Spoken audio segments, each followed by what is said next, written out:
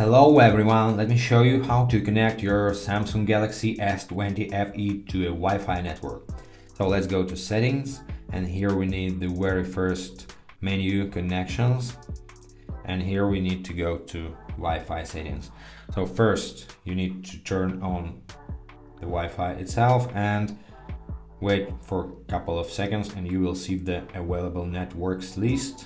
Here we have to choose where we wish to connect to, and if the network is protected by password, you need to enter this password. Give me some time. To view the entered characters, tap the eye icon here. You will see. That's it. And now tap connect and wait a couple seconds more.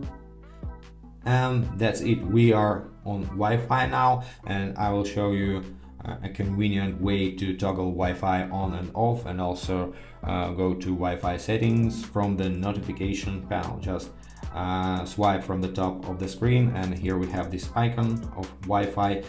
Blue means the Wi-Fi is on, and gray means the Wi-Fi is off, and tap and hold leads you to a Wi-Fi settings.